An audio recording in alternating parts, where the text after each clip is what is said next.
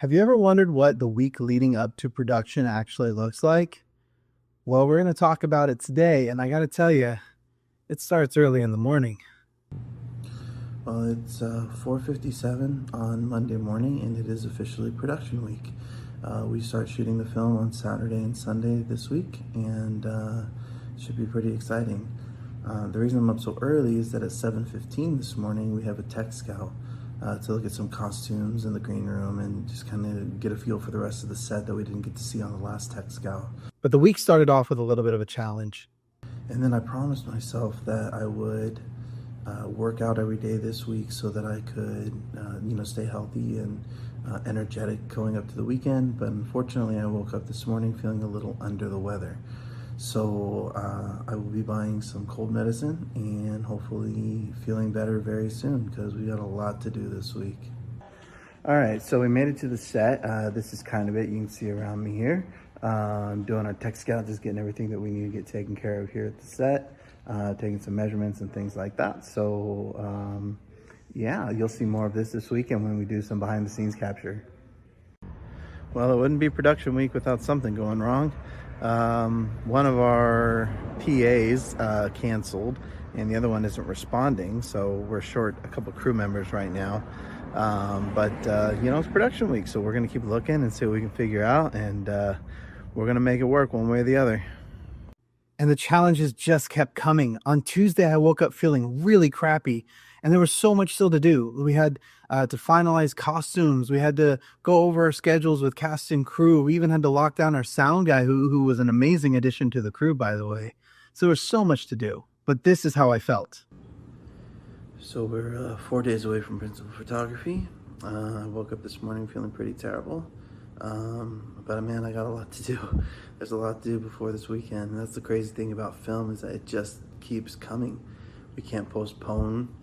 We've already paid for the venue. Actors are their schedules are all wonky, and we're trying to, schedule around them. And it's just kind of crazy right now. But I got a lot of confidence everything's gonna work out. So hopefully by tomorrow I'll be feeling a lot better. I did not feel better the next day. In fact, I woke up with a 101 degree temperature. Sorry, it's so dark. Here we are 3 days until filming, and I'm bedridden. I am just sick. I didn't get anything done yesterday. I'm hoping to get more done today, but we'll see. So, yeah, this is not how I intended this week to go. But it is what it is. So we'll keep pressing forward and make this happen. I spent the entirety of that day in bed. I did take some phone calls and try to coordinate a couple of things from the bed, but overall I was not very productive that day. But all that rest paid off and did me some good.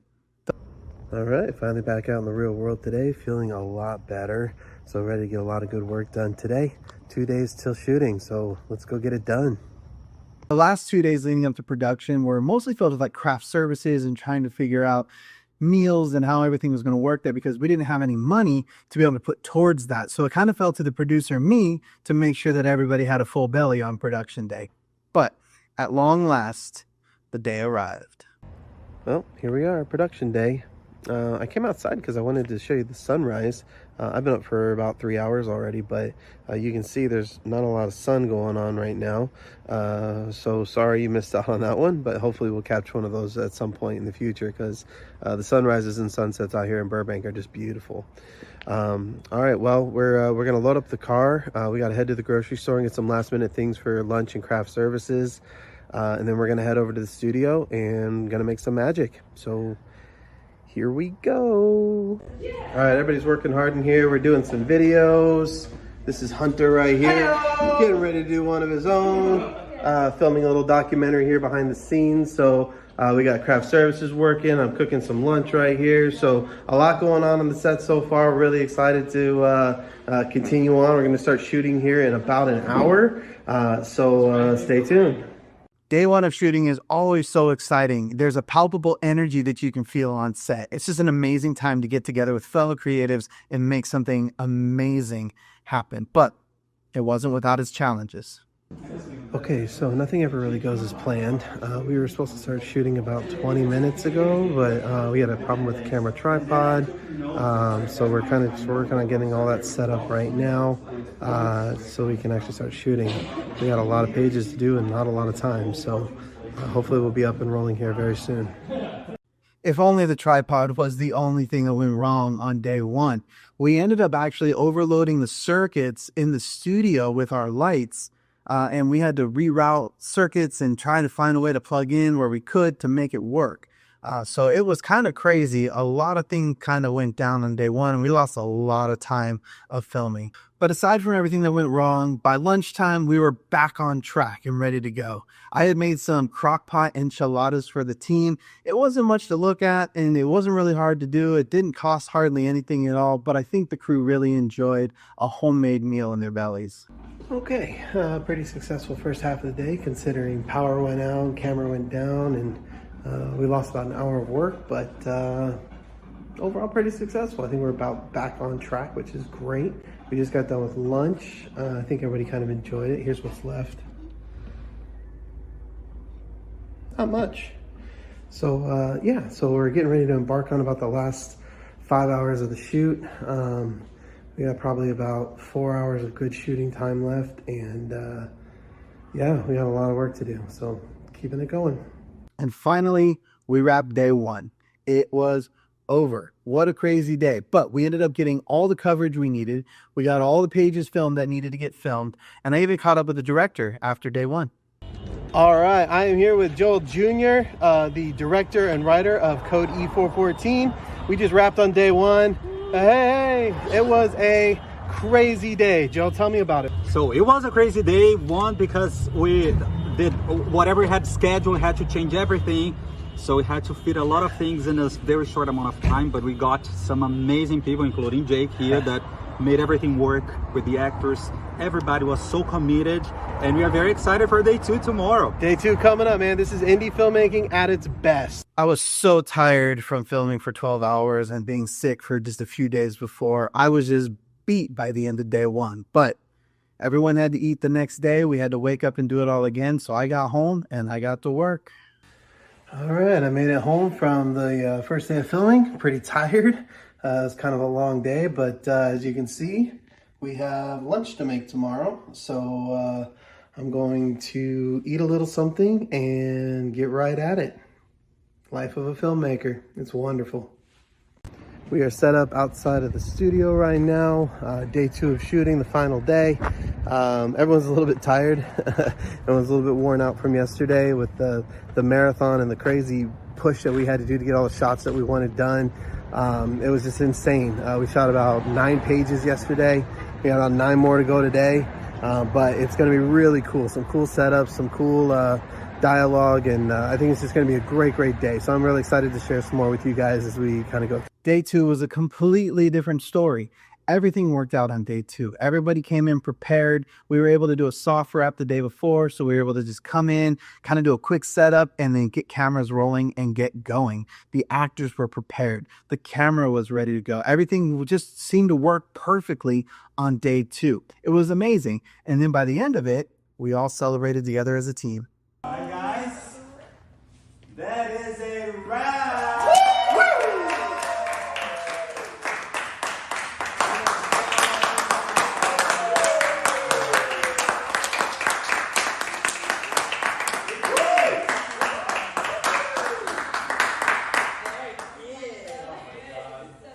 I was able to catch up with John, our AD, after day two, and he dropped some wisdom nuggets for you guys. Okay, we've officially wrapped Code E414. It is done in the bag. Well, this part anyways, right? I mean, we're going into post and distribution, all that kind of stuff. But we're taking the win, right? We have made it this far. This is John with me right now, the amazing AD. And man, we shot 18 pages in 2 days with a schedule that rotated and flipped and fluxed up until the last minute. And this guy held it all together and really did a wonderful job with it. So really just, we could not have done it without him. But I do have a question. What was the most challenging and most rewarding part of this experience for you? I think I'll focus on the positive first. The most rewarding part was just being able to work with a crew that was so professional, so collaborative, because I think the main thing that really holds a lot of sets back and a lot of productions back is a lack of collaborativity, you know, a lack of open-mindedness or being able to listen to other people, you know. So I think the set and all the crew members were really able to listen to each other, to adapt, and that's really what allowed us to get through our tough first day, even with setbacks, you know, with the electric grid, so many things, we still managed to make the day, make both of our days, which was extremely extremely awesome to see. And I think this also was a challenging part, which was just navigating through these setbacks that we couldn't have foreseen, we couldn't have predicted. You can do as much planning as you can in pre-production, but there's always going to be something happening. Yeah, every time. But again, it's how you adapt and it's how you roll with the punches that I think is what determines a great filmmaker from just a good one or a bad one, is your ability to adapt. Awesome, man. Well, thank you so much. Thanks for being on this film. Thanks for answering my call when I called you and told you that we were doing this, and I just appreciate you, buddy. Likewise. Rock it. Rock it. I wanted to get our DP, Joshua, I wanted to get his take on the whole thing. Okay, I am here with Joshua, the intrepid DP. His gaffer, other half, is not here. I'm really bummed about that because the two of them together like made miracles happen. And I'm not just throwing that around lightly. Like, you guys really did amazing stuff this week. And so real quickly, let's just explain. We just wrapped, so we're kind of on the haven't quite yet processed everything that just happened situation. But go ahead and tell me, what was like the most rewarding and maybe the most challenging part of this weekend? Yeah, absolutely. Yeah, first of all, to echo your sentiment, like, absolutely shout out to Kevin. Like, he is a miracle worker. He makes my life go so much better on set. I would say the most challenging thing that we had to deal with was a little electrical issue that we had right in the beginning there. We were using some old school tungsten lights, which, you know, personally I'm a huge fan of. Like, they look amazing right out of the can. But we found the limit on the amperage of the part of the set, not realizing that we didn't get quite the flow that we were expecting. So we had to improvise a little bit, figure out where their fuse box was so we could flip some circuit breakers, which threw us off a little bit. But the nice part about getting thrown off is it kind of forces you to be on your toes a little bit, and by the time we got going, we had no choice but to get into a flow and be moving quickly and getting things done. And we weren't able to overthink, so we were able to just kind of like be in the zone with everybody. And one of the best things about this project was that everybody really clicked right away, and once we started working, we were able to flow really quickly and really smoothly.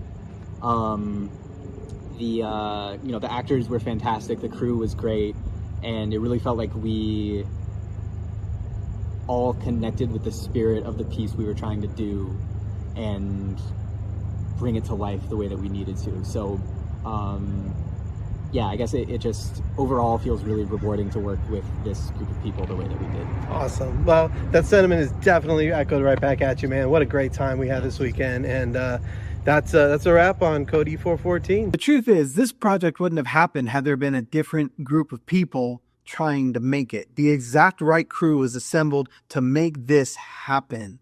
And I can't stress that enough, the importance of community in building something amazing. I believe in it so much that I'm actually doing an entire video on it next week. So stay tuned, subscribe, like these videos. So make sure you catch that video next week on community. I think it'll be really important to you as a filmmaker, to you as a creative, that we do things together in community.